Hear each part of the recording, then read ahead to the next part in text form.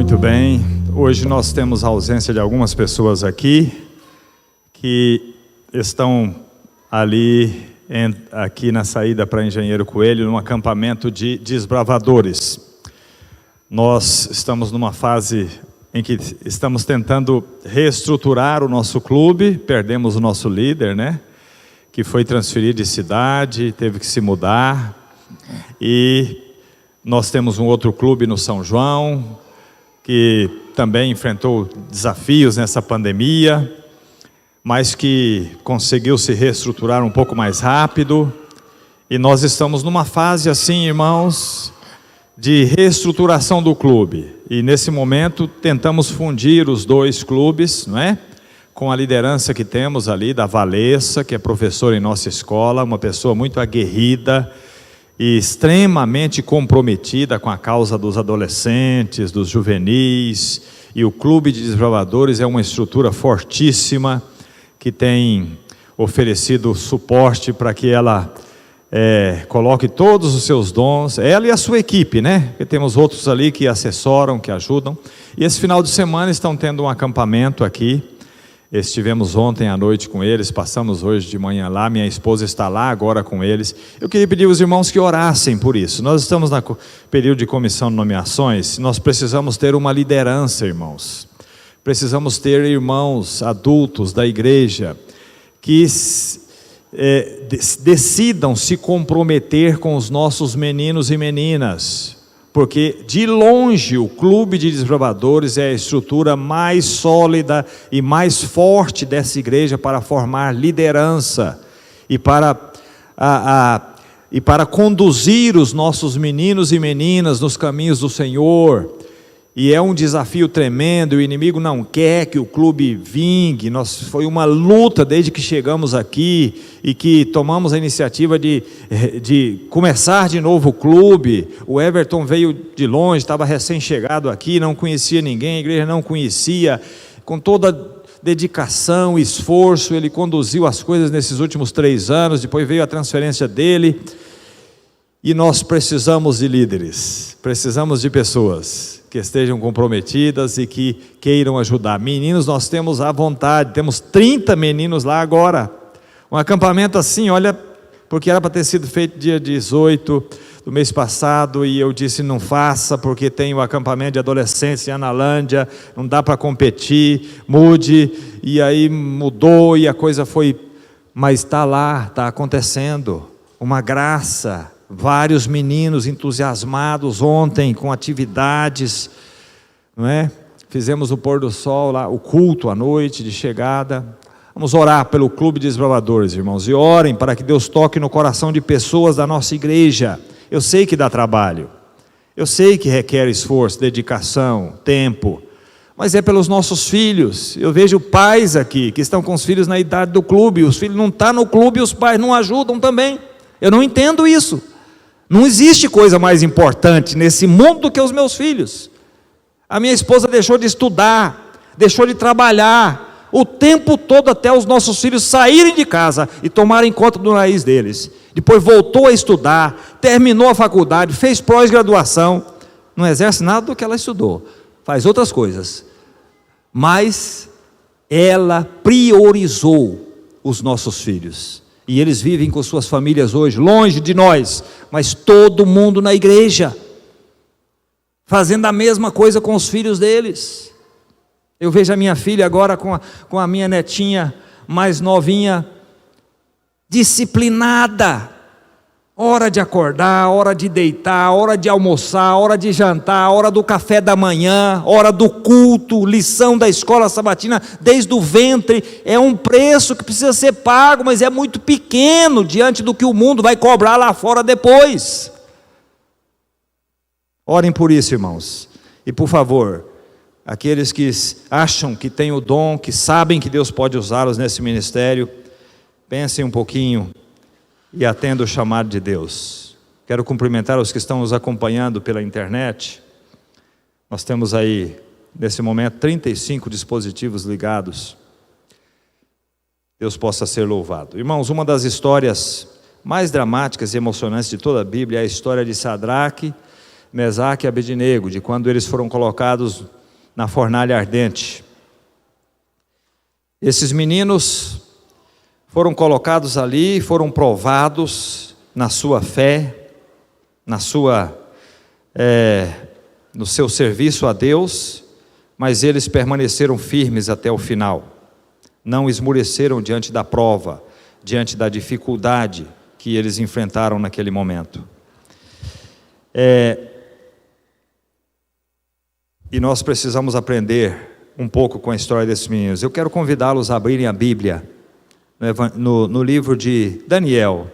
Daniel capítulo 3 é onde se encontra a história. É uma história que pulsa com drama, mas também está cheia de lições para nós. E pode ser que você não esteja passando por alguma fornalha nesse momento. Pode ser que você não esteja enfrentando algum incêndio em sua vida pessoal, familiar, relacional ou espiritual. Mas o fato é que nesse mundo, mais cedo ou mais tarde, todos nós enfrentamos a fornalha, passamos pelo fogo aceso e às vezes aquecido 7 vezes mais. E ao meditar nessa história com vocês essa manhã, eu quero então aprender juntamente com vocês como manter a calma, como manter a fé quando o fogo está aceso. Eu falei sobre esse assunto no acampamento de adolescentes.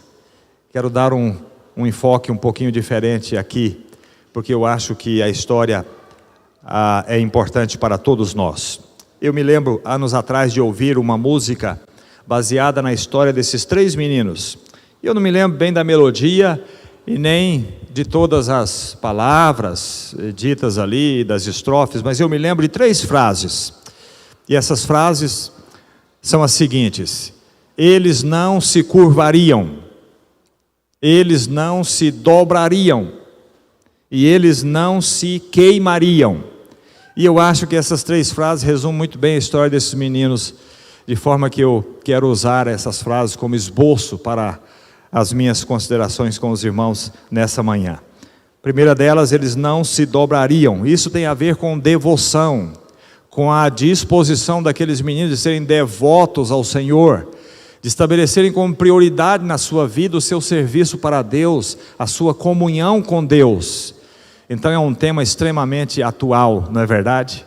Uma vez que temos tantas coisas hoje que competem com a nossa devoção a Deus, com a nossa fidelidade ao Senhor. E vamos começar lendo os versos 1 a 6, se preparem, nós vamos ler a maioria dos versículos que cobrem essa história, tá bom? Abram as suas Bíblias, portanto, em Daniel 3, e vamos ler os versos 1 a 3, que dizem assim: o rei Nabucodonosor fez uma imagem de ouro de 30 metros de altura e 3 metros de largura. Algumas versões trazem a medida em côvados e outras em metros, mas dizem 26 ou 27 metros, é porque o côvado vai de 45 a 50 centímetros, de acordo com historiadores. Então o rei Nabucodonosor fez uma imagem de ouro de 30 metros de altura e 3 metros de largura e a ergueu na planície de Dura, na província da Babilônia. E depois convocou os sátrapas, os prefeitos, governadores, os conselheiros, tesoureiros, os juízes, os magistrados e todas as autoridades provinciais para assistirem à dedicação da imagem que mandara erguer. Assim, todos eles, sátrapas, prefeitos, governadores, conselheiros, tesoureiros, juízes, magistrados e todas as autoridades provinciais, se reuniram para a dedicação da imagem que o rei Nabucodonosor mandara erguer e ficaram de pé diante dela. Então o arauto proclamou em alta voz: essa é a ordem que lhes é dada, ó homens de todas as nações, povos e línguas. Quando ouvirem o som da trombeta, do pífaro, da cítara, da harpa, do saltério e da flauta e toda espécie de música, prostrem-se em terra e adorem a imagem de ouro que o rei Nabucodonosor ergueu. Quem não se prostrar em terra e não adorá-la, será imediatamente atirado numa fornalha em chamas.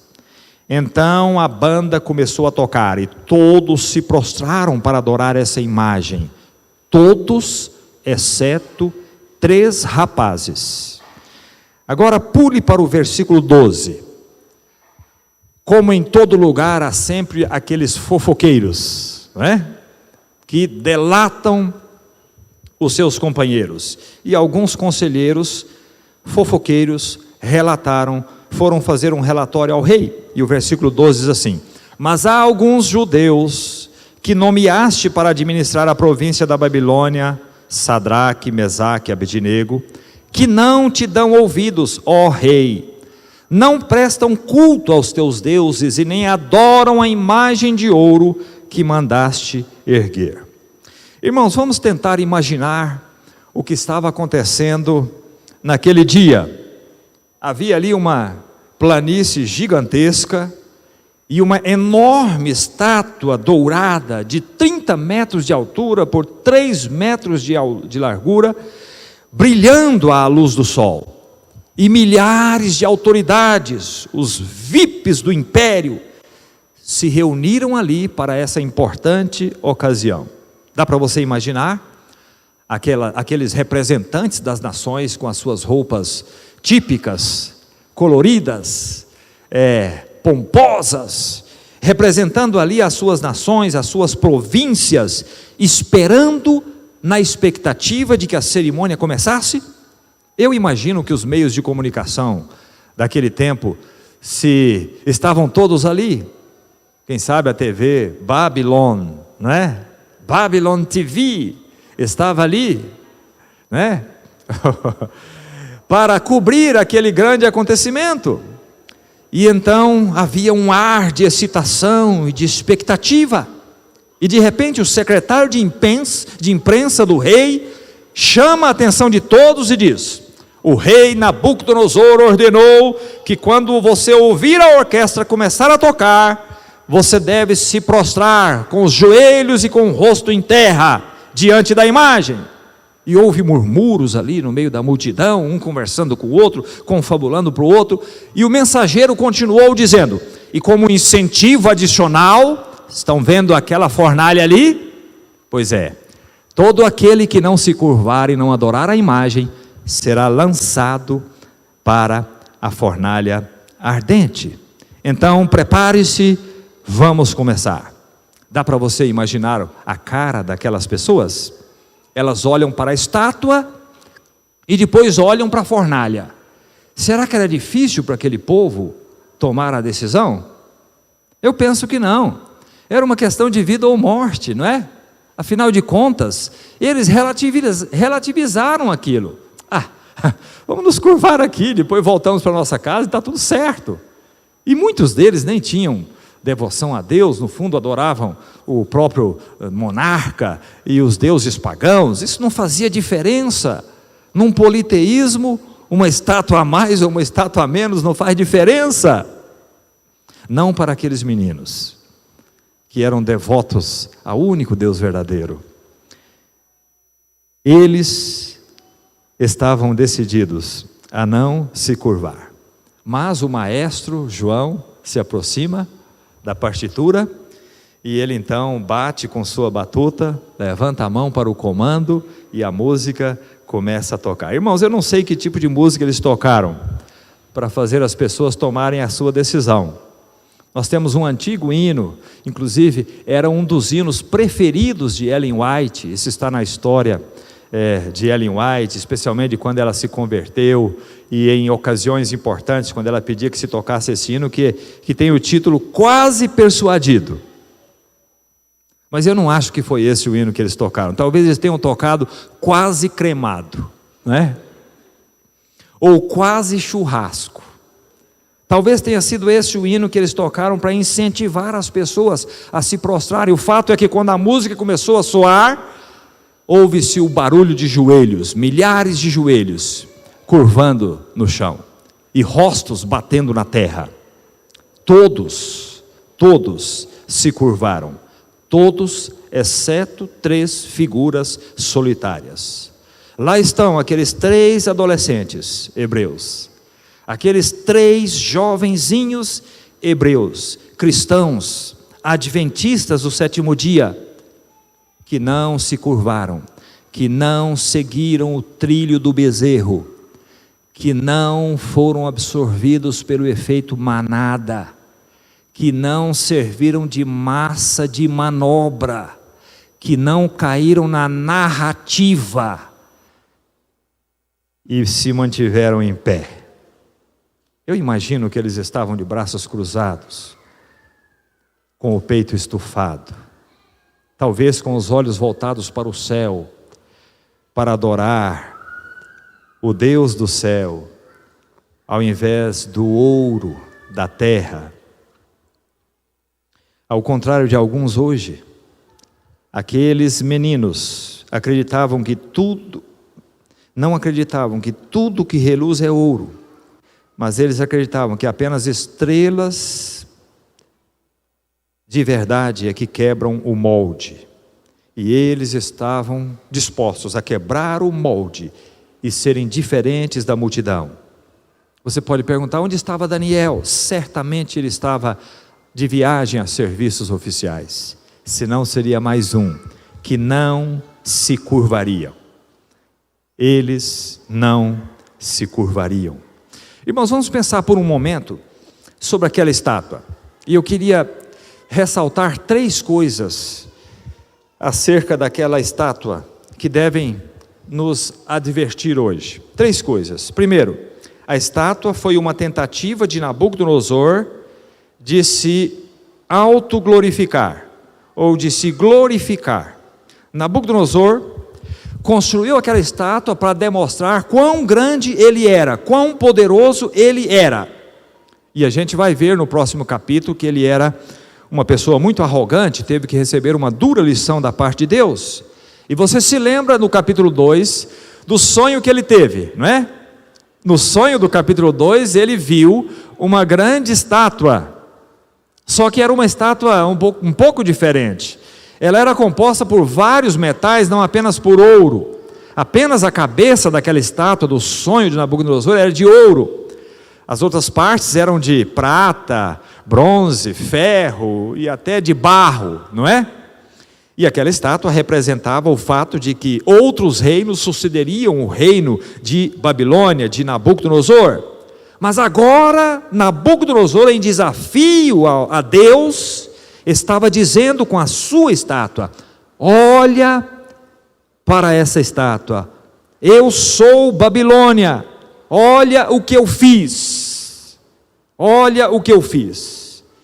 Ele se esqueceu que Daniel havia lhe dito que ele era rei apenas pela permissão divina, porque Deus, o Deus do céu, o havia colocado no trono, e ele receberá um duro golpe por se esquecer disso, no capítulo 4.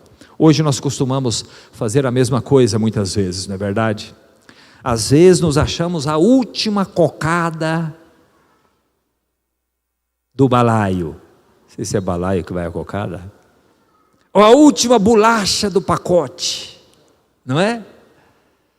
Às vezes realizamos coisas, a pessoa monta uma empresa e ela faz sucesso, e ele olha para ela todos os dias meio que como Nabucodonosor: olha o que eu fiz, não é?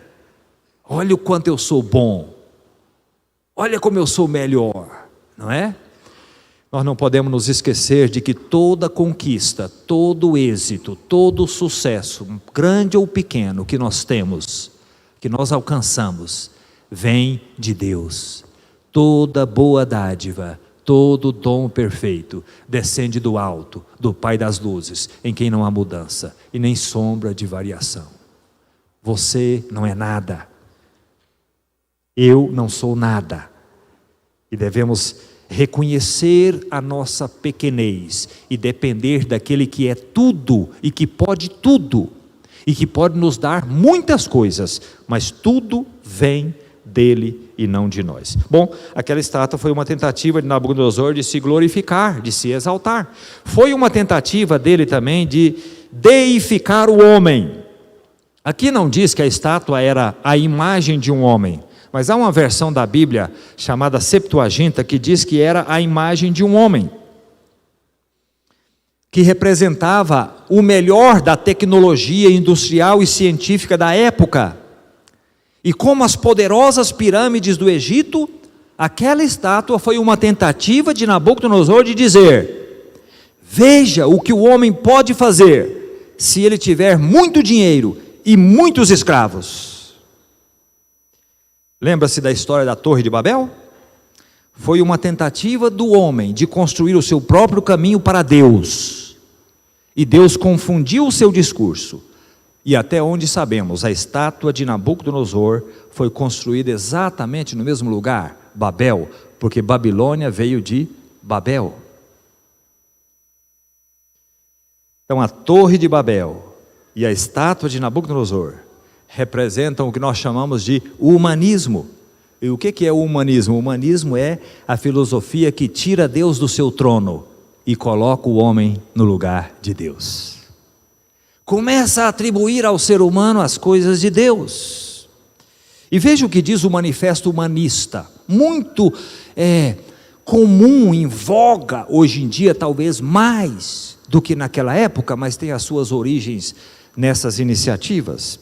Vejam o que diz o Manifesto Humanista: os humanistas consideram o universo como autoexistente e não criado. Será que não é isso que é ensinado nas escolas hoje? Como coisa do desenvolvimento cientista? Autoexistente e não criado, surgiu do acaso, não tem a sua origem num criador.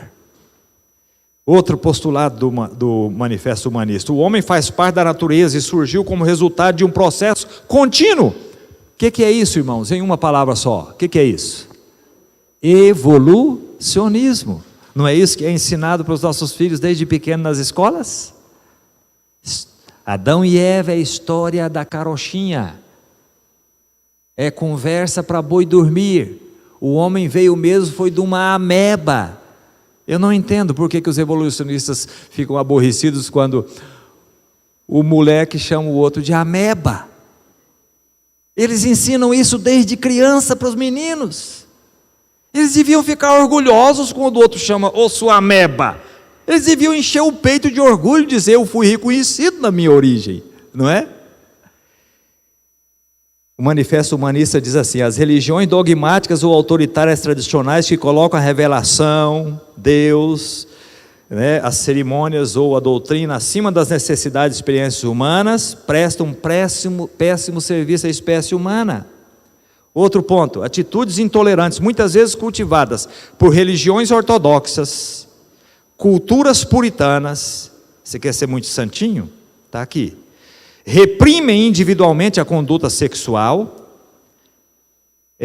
Religiões intolerantes reprimem individualmente a conduta sexual. Não deixam livre as pessoas. Orienta o menino, a menina para se preservar puro até o casamento. Religiões intolerantes é que fazem isso, diz o Manifesto Humanista. Aí eles dizem: a menos que prejudiquem os outros ou os obriguem a fazer o mesmo, os indivíduos devem ter permissão para expressar suas inclinações sexuais e seguir seu estilo de vida como bem desejarem. Não é isso que ensina hoje, irmãos? Não é? Ideologia de gênero. Infelizmente, existem milhões de pessoas hoje que estão adorando o altar do humanismo. O humanismo é a religião mais popular do mundo, especialmente o mundo ocidental. E a estátua de Nabucodonosor foi uma expressão de humanismo. Outra coisa sobre aquela estátua: ela foi erguida para falsificar a adoração. Esse foi o terceiro ponto que eu quero destacar. Nabucodonosor usou a estátua para forçar as pessoas a adorar. E a verdadeira adoração não pode ser forçada. Nabucodonosor ameaçou as pessoas com a fornalha ardente, e aquelas pessoas não estavam ali voluntariamente, desejosas de ouvir a música para se curvar diante do rei e da sua estátua. Não. Então, ela foi usada para forçar as pessoas a adorar. Eu não sei por que você está aqui na igreja nessa manhã. Se é porque o seu esposo, a sua esposa te forçou a vir, te constrangeu a vir. Seu pai ou a sua mãe te constrangeu a vir. Ou porque você tem medo das consequências, não sei. qualquer que seja o motivo para você adorar a Deus, que não seja o seu amor por Ele, é uma adoração forçada, e ela é uma falsa adoração, entende? E Nabucodonosor quis implantar a falsa adoração, ou falsificar a adoração. Outra coisa que Nabucodonosor fez, ele usou a música como incentivo, não é? Para que as pessoas se prostrassem diante da estátua. E eu não sei que tipo de música ele usou, mas eu sei de uma coisa: já naquele tempo, e aliás, muito antes disso, se sabe a importância da música na vida das pessoas, não é verdade? A música pode te elevar ao céu, mas pode também te afundar no inferno. E é por isso que é muito importante você saber que tipo de música você ouve na sua vida pessoal, na igreja, até dentro da igreja. É importante você saber se a música que você está cultivando te eleva a Deus ou te distancia dele. Eu não sei se você está passando por uma fornalha, mas se você estiver passando por uma fornalha, experimente cantar músicas 7 dias seguidos de adoração a Deus, que te aproximam de Deus, e eu garanto que você verá toda a diferença. Eles não se curvariam, e isso é devoção. A propósito, você já se perguntou por que aqueles meninos não se curvaram diante daquela estátua? E eu quero dar uma deixa importante. Leia 2 Reis 22 e 23, quando você estiver em casa. 2 Reis, capítulos 22 e 23. E você vai saber por que aqueles meninos não se curvaram naquela hora tão probante da sua vida. Você vai ver ali a história de um outro jovenzinho, Josias, que começou a reinar com 8 anos de idade, e que decidiu dar uma limpeza no templo, limpar literalmente o templo e também espiritualmente. E no processo de purificação do templo, um dos sacerdotes encontrou um pergaminho. Sabe qual era o pergaminho? Era a Bíblia Sagrada, a palavra de Deus. E Josias então começou a ler aquele pergaminho. Lembre-se que naquela época não havia cópias à vontade da Bíblia. O pergaminho era a cópia que eles tinham, e que estava perdido no templo, dentro da igreja, mas perdido.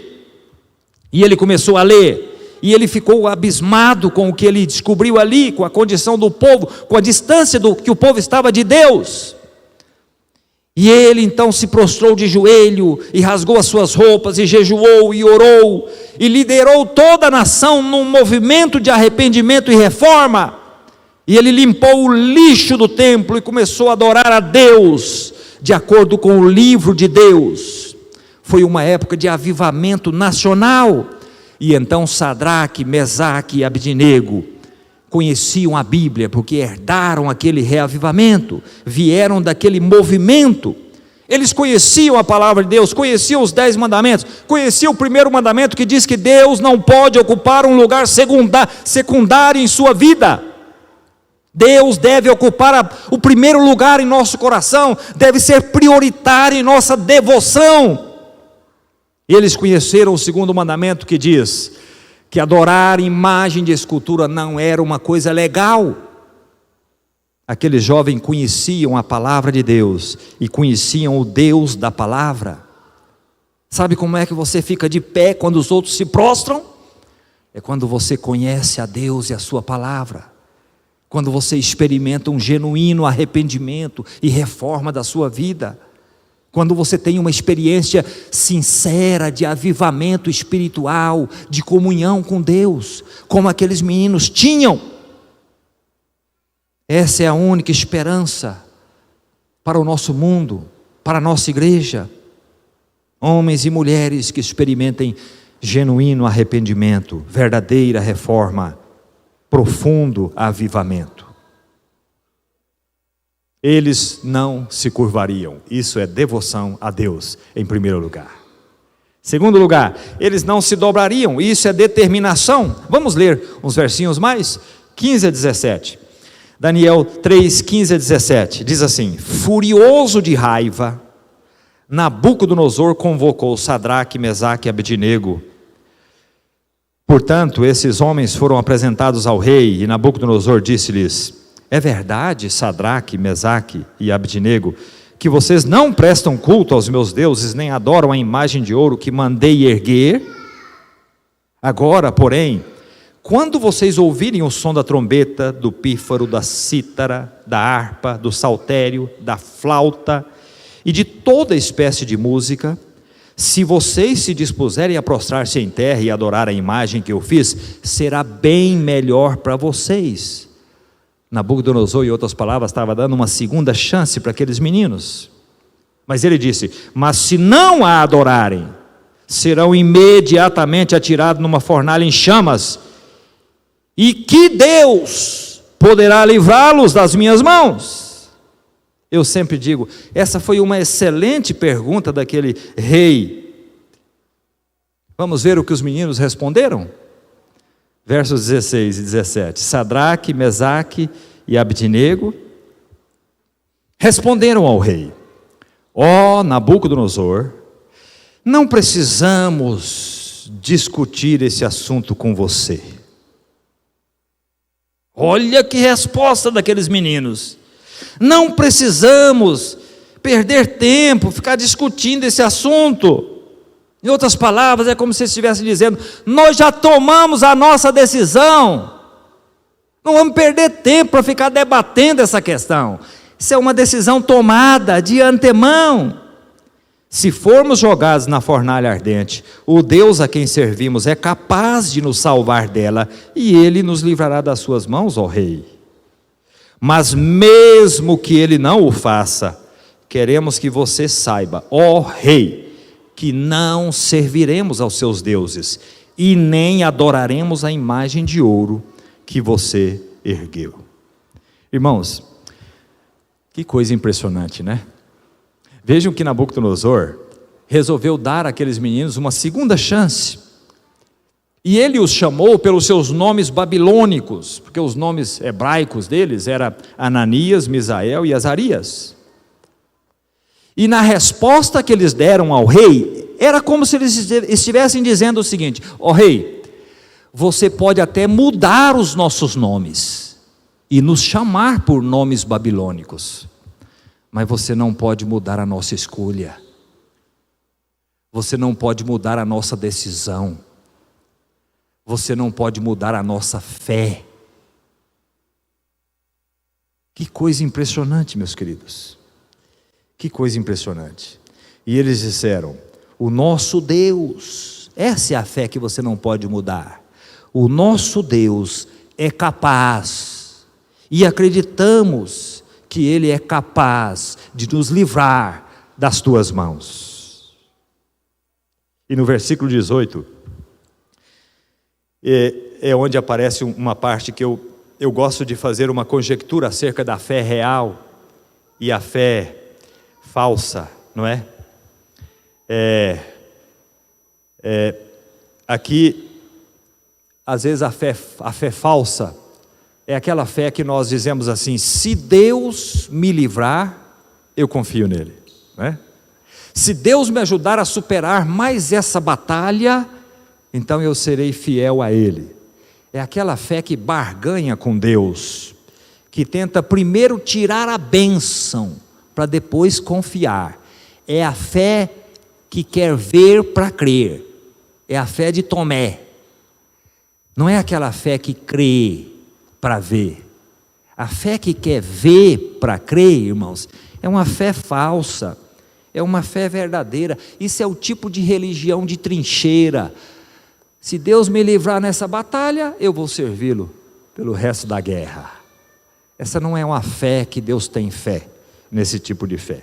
Mas há uma fé real.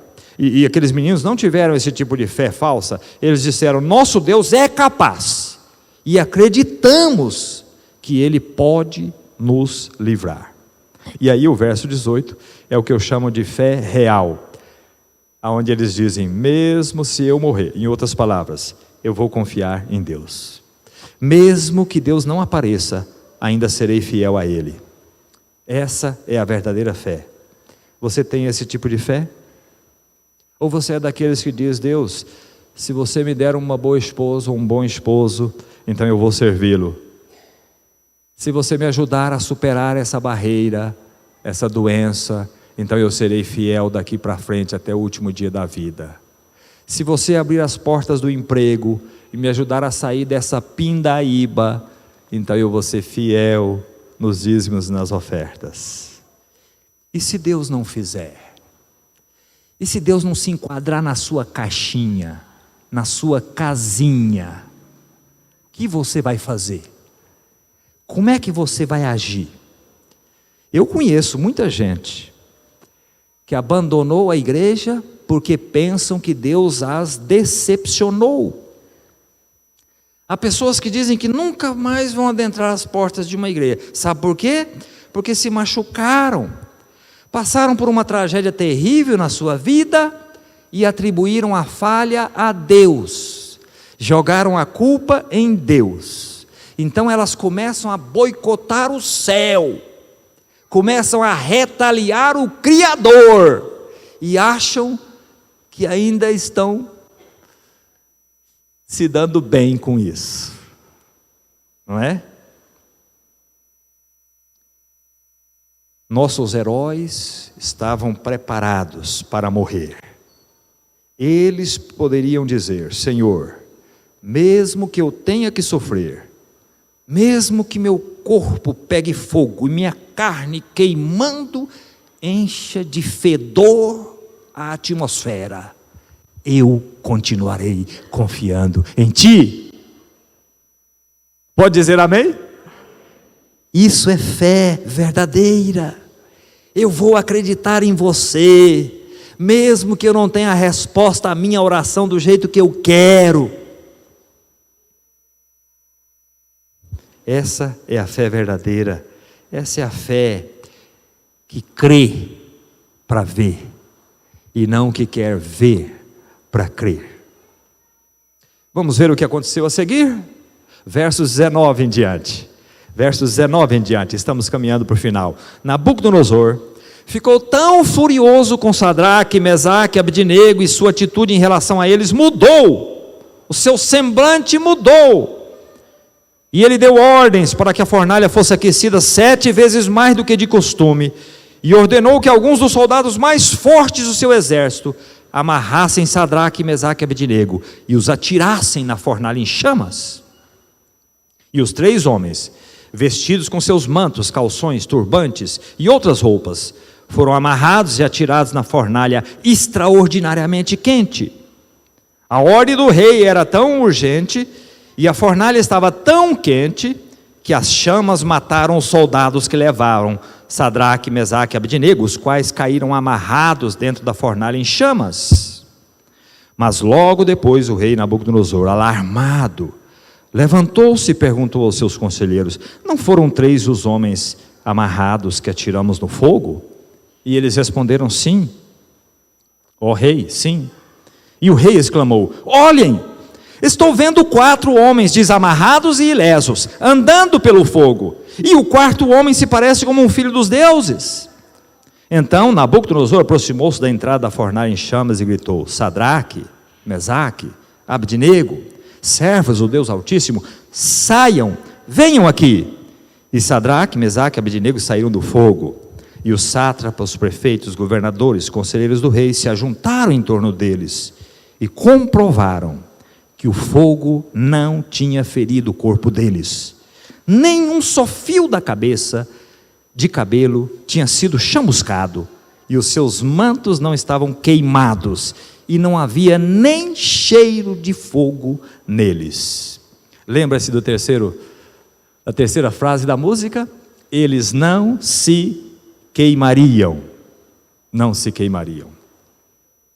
Imagine isso, irmãos. O rei está tão furioso que agora quem está queimando é ele. E ele ordena que o aquecedor seja aquecido 7 vezes mais. E você sabe que a única maneira de fazer isso é introduzindo mais oxigênio na fogueira. Então eles provavelmente tinham um grande fole de ar e começaram a bombeá-lo e a injetar mais ar para dentro do fogo. e as faíscas e chamas voavam pelas narinas da fornalha, lançando a sua fumaça. A maioria dos arqueólogos concorda que uma fornalha ardente era alguma coisa parecida com um grande garrafão de leite. Na parte de baixo havia uma abertura, onde se colocava ali o combustível. Na parte do meio havia ali uma outra abertura, onde se colocava os elementos que seriam queimados. E a parte de cima, mais afunilada, era, vamos dizer assim, a chaminé, né? Que fluía, fazia com que o oxigênio fluísse para alimentar e manter aquele fogo sempre quente. E a Bíblia diz que o fogo estava tão quente que os soldados morreram só de se aproximarem dele. Havia uma plataforma na altura do meio da fornalha, como se fosse um andaime, onde eles subiam para colocar ali e jogar ali os elementos. E quando os soldados subiram naquele andaime para empurrar os meninos, eles foram lambidos pelas chamas e morreram ali no lugar. Mas os meninos caíram dentro da fornalha. E então, irmãos, a Bíblia não diz aqui, mas a Septuaginta diz que naquele momento aqueles rapazes estavam cantando. Será o que eles estavam cantando, hein? Será o que eles estavam cantando? Mais uma vez a música. Eu acho que estavam cantando: Deus é bom o tempo todo. O tempo todo Deus é bom. Eu não acho que estavam cantando algumas músicas que cantam por aí hoje, porque eles estavam muito conectados com Deus, com a sua bondade, com a sua fidelidade. De repente Nabucodonosor ficou surpreso, olhou para a fornalha e viu que havia ali 4 homens andando, e os seus laços estavam queimados, mas fora os laços, eles estavam ilesos. E Nabucodonosor falou numa língua pagã: o 4º homem se parece com um filho dos deuses. E o verso 28, numa certa versão, chama o 4º homem de anjo. Quem foi esse 4º homem, irmãos? Eu tenho um pouco mais de comentário nessa parte aqui, mas eu vou resumir dizendo o seguinte: eu tenho muito subsídio para isso. Mas o 4º homem, que é chamado também de anjo, e que é descrito por Nabucodonosor como um filho de Deus, ou dos deuses, o único que é homem e que é Deus, e que teve as suas aparições antes da encarnação em Belém, se chama Jesus Cristo. Então Jesus era o 4º homem, que estava no fogo com aqueles meninos. O 4º homem, o Filho de Deus, deixou o seu lugar no céu, se levantou do seu trono celestial, cruzou as constelações do céu, desceu a escada estrelada e entrou na fornalha ardente e disse às chamas: resfriem, e elas viraram ar condicionado. Ele estava esperando por Sadraque, Mesaque e Abednego dentro do fogo. E quando eles chegaram, Jesus lhes disse: calma, rapazes. E eles se acalmaram. Apenas as cordas que os prendiam em as suas mãos e os pés foram incineradas. Eu fico pensando, acho que foi nesse dia que inventaram o forno de micro-ondas, né? Até hoje eu não entendo como é que a água esquenta e o copo de isopor permanece frio, intacto. Calor seletivo. Ali foi o primeiro forno de micro-ondas da história. Aconteceu o milagre da libertação daqueles meninos. Agora você pode perguntar: e daí o que essa história significa para mim? Eu quero concluir resumindo aqui o que nós podemos aprender com essa história. Primeiro, tem que ver com uma palavra, a palavra perseguição. Enfrentar a perseguição, enfrentar a prova, enfrentar o fogo, te ajuda a manter o seu compromisso com Deus, te ajuda a manter o seu compromisso com Deus. Você já viu que quando você se recusa a curvar diante dos ídolos desse mundo, todos os olhos se voltam para você e você começa a ser rotulado como uma pessoa muito diferente e às vezes até perseguido no meio em que você se encontra? É por isso que muitos têm medo de permanecer de pé quando todos os outros se prostram. Porque quando você decide ser fiel a Deus, 7 dias por semana, 24 horas por dia, você vai ser considerado um maluco, um fundamentalista, um totalitário. Você vai dizer, mas eu não estou vivendo nenhuma perseguição. Eu quero que você se lembre de 2 Timóteo 3,12, que diz assim: na verdade, todo aquele que quiser viver uma vida piedosa em Cristo Jesus, será perseguido, será perseguido. Se você não tem tido provas por causa da sua fé, em nenhum momento da sua vida, então é imprescindível que você reavalie a sua fidelidade e a sua devoção a Deus. Talvez você não se encaixe em 2 Timóteo 3,12. Talvez você não esteja querendo viver piamente em Cristo Jesus. E aí você passa pela régua do mundo lá fora e não vai ter nenhum problema, pelo menos por enquanto. Manter-se firme nas horas de prova aprofunda o seu compromisso com Deus. A perseguição, o fogo, nos dá a oportunidade de mantermos o nosso compromisso com o Senhor. Segundo ponto, tem a ver com perseverança. Não ceda à pressão dos colegas. Quando você estiver numa circunstância que demanda um posicionamento do lado do que é certo ou errado, da verdade ou do erro, do bom ou do mal, lembre-se da história desses 3 meninos. Eles não se curvariam, isso é devoção. Então eles tiveram uma chance para eles reavaliar a sua escolha e eles não se dobraram de novo. Isso é determinação. Em outras palavras, eles já haviam determinado de antemão que seriam fiéis a Deus. A propósito, meus queridos, nós devemos estar determinados de antemão a sermos fiéis a Deus, independentemente das circunstâncias. Se você ainda não tomou essa decisão, vai ser muito difícil tomá-la quando você estiver no meio do fogo, ou diante da fornalha, ou quando as chamas da fornalha estiverem lambendo a sua face. Você não vai conseguir decidir nesse momento. Se você não tiver decidido de antemão, custe o que custar, eu serei fiel a Deus. Falte o que faltar, eu serei fiel a Deus. Venham quem vier, eu me manterei de pé na presença de Deus. Se você esperar para se manter puro até o seu casamento, você não vai resistir quando estiver dentro de um carro dando aqueles amassas com os vidros todos embaçados. Aliás, você nem vai estar dentro do carro, porque se você chegar a estar lá, você vai perder. Essa é a verdade. Tem que estar decidido de antemão. Você não vai conseguir retroceder se você confabular com o erro, com a sonegação, com a desonestidade no seu negócio. Na hora H, você vai se dobrar. Tem que estar decidido de antemão, antes de tudo. Você tem que estar decidido. Você não vai conseguir resistir se você não estiver determinado a fazer a vontade de Deus, independentemente das circunstâncias.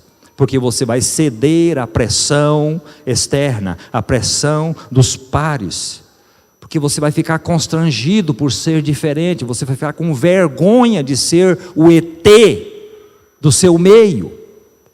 E você vai perder se você não decidir antes. Porque ninguém gosta. Imagina a situação daqueles meninos, só eles diferentes. Todo mundo fazia uma coisa e eles não. Será que o mundo inteiro estava errado e só eles estavam certos? Eles não tinham problema com essas conjecturas, porque eles já haviam decidido antes. Há alguns anos foi feito um grande experimento por uma universidade. Eles queriam saber o poder das pessoas ao redor, o poder dos pares sobre as pessoas. Eles fizeram duas experiências. Numa, eles levaram atores para uma sala de consulta médica, e esses atores tiraram as suas roupas de fora, ficaram só com as roupas íntimas ali esperando a chamada médica. Eles queriam ver qual a reação daqueles que entrassem, que não sabiam, que não estava combinado, né? O paciente de verdade.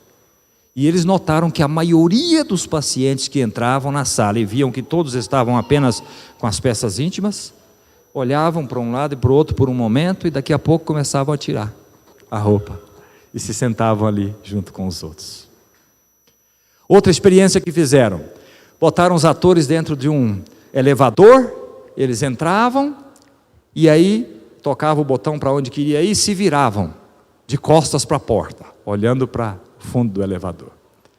E eles notaram que a maioria dos que entraram, ao invés de ficar virado para a porta, esperando chegar no seu ponto para sair, viu que todos os outros estavam virados para trás e eles viravam também, ficavam de costas para a porta. A maioria. Aí eles disseram, há uma pressão extraordinária do meio em que nós nos encontramos. Isso influencia as escolhas e as decisões das pessoas. Mas você tem que estar decidido antes a ser diferente e não ceder à pressão dos seus pares. Isso é determinação. E terceiro ponto e último, Jesus estará com você no fogo. Isso tem a ver com a presença de Jesus. Vamos a uma questão matemática aqui. Quantos homens foram jogados no fogo, irmãos? Quantos homens? Quantos? 3. Quantos homens foram vistos no fogo? 4. E quantos homens saíram do fogo? Quantos saíram do fogo, irmãos? 3. Aonde está o quarto homem? Aonde está o quarto homem? O quarto homem continua no fogo. E quando você tiver que chegar lá, ele já estará lá esperando você, para te dizer, calma meu filho, calma minha filha, tenha calma. E ele vai ordenar que o fogo resfrie, e você não se queimará. Está duvidando disso? Isaías capítulo 43, versos 2 e 3. Quando você andar pelo fogo, não será queimado. As chamas não o deixarão em brasas, pois eu sou o Senhor, o seu Deus, o Santo de Israel, o seu Salvador. E o verso seguinte diz assim: visto que você é precioso e honrado aos meus olhos, porque eu te amo. Eu te amo. É isso que Deus diz para você. É isso que o Senhor Jesus diz para você. Ele não diz assim, olha, se você andar pelo fogo. Ele diz, quando você andar pelo fogo, eu estarei com você. Embora Deus não os tenha afastado do fogo, Ele afastou o fogo deles. E você sabe por que nenhum fio de cabelo da cabeça deles se queimou? Porque Deus conta todos os fios de cabelo da sua cabeça. E isso mostra o quanto Ele ama e se importa com você. Deixa eu te fazer uma pergunta. Você prefere ficar fora do fogo e sentir falta de Jesus? Ou prefere passar pelo fogo e sentir a presença de Jesus? Porque é isso que Ele promete. Eu estarei com você quando você passar pelo fogo. Eu tenho passado por alguns fogos em minha vida. Eu posso testemunhar da certeza da presença de Jesus comigo nesses momentos. Último ponto, irmãos. Deus usa o fogo para purificar. Porque você pode dizer, mas eu não gosto do fogo. Prefiro ficar longe do fogo. Gostaria de não ter que passar pelo fogo, mesmo que Jesus esteja presente comigo no fogo. Por que Ele simplesmente não evita que eu passe pelo fogo? Aqui está a resposta, Malaquias 3, verso 3. Malaquias 3, verso 3. Ele se assentará como refinador e purificador de prata, Ele purificará os levitas e os refinará como ouro e prata. Então o Senhor terá homens que trarão ofertas em justiça. Em outras palavras, Deus é o ourives e você e eu somos pratas. O ourives coloca a prata no cadinho, que pode ser a sua fornalha, o seu fogo, a sua provação pessoal. E o ourives aquece o cadinho até que a prata se torne líquida. E a prata líquida desce para o fundo e as impurezas sobem para o topo. E em seguida o ourives pega uma escumadeira e remove essas impurezas. E ele regula cuidadosamente o calor, para que a prata não seja danificada, para que fique apenas quente o suficiente para remover as impurezas, qualquer substância que polui a pureza da prata. E então, no final desse processo, ele pode tirar a prata pura. Será que é isso que Deus está fazendo com você, quando você passa pelo fogo da provação? Agora, sabe de uma coisa? Sabe quando é que o ourives sabe quando a prata está pura? Sabe? É quando ele pode ver o reflexo do seu rosto na prata, na superfície da prata derretida e expurgada da sua impureza. Entendeu? Eu vou repetir. Quando o ourives vê o seu rosto claramente refletido na prata, ele sabe que ela está pura e então a remove do fogo. O que Jesus vê quando ele olha para você, que é prata? Ele vê o seu rosto refletido em sua vida? Quando Jesus olhou para o rosto daqueles 3 rapazes, ele pôde ver que o seu sacrifício não seria em vão. E então ele resfriou o fogo, acalmou os meninos e no momento certo os tirou da fornalha. É isso que Jesus quer fazer com você e comigo. Permita que Ele olhe para a sua vida e veja o seu rosto refletido em você.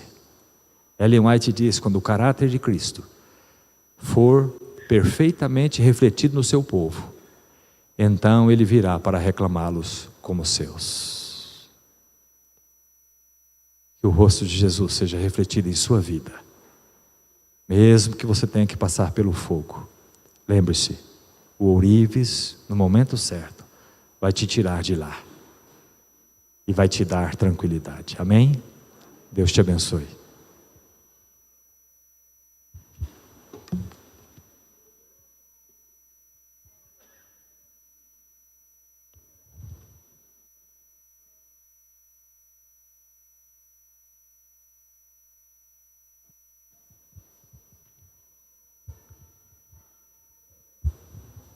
Ó, não temas, sou contigo. Hino de número 355.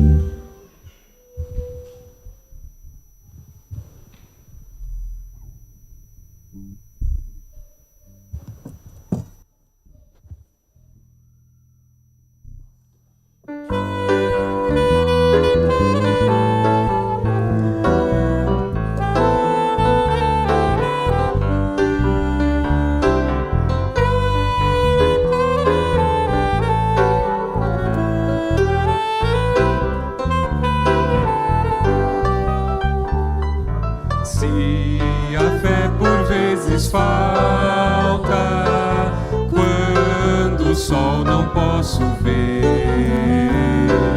A Jesus eu digo humilde, ó, vem meu piloto ser.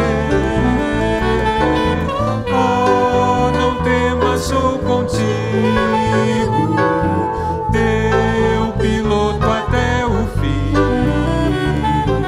Não te importes com o perigo, eis a mão, confia em mim. Quando a tentação me envolve e não posso a Cristo ver, eis que em meio à tempestade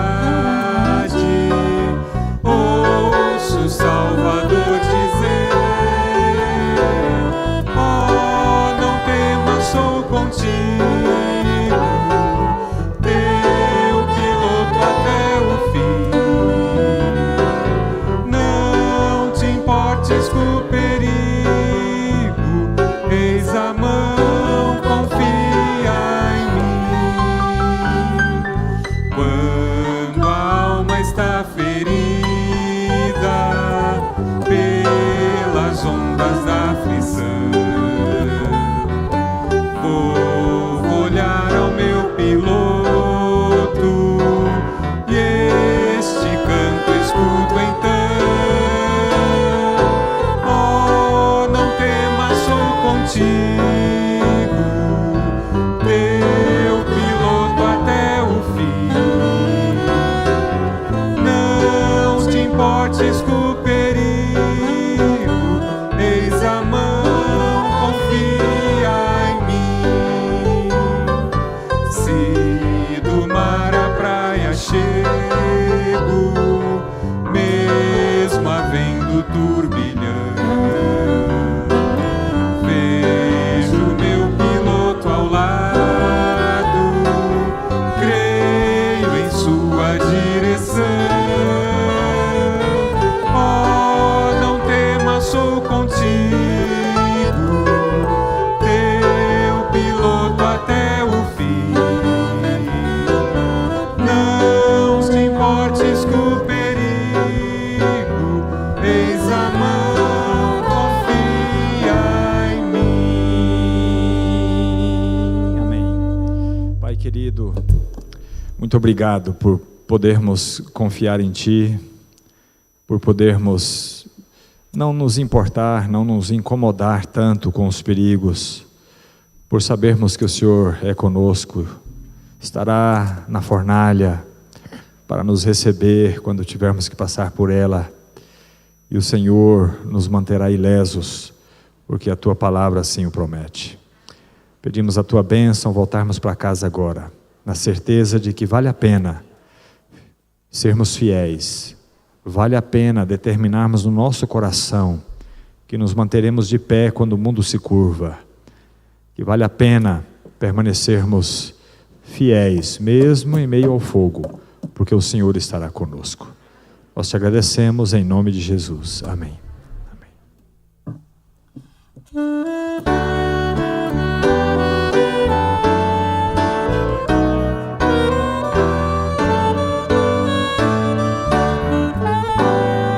Ao sair deste santo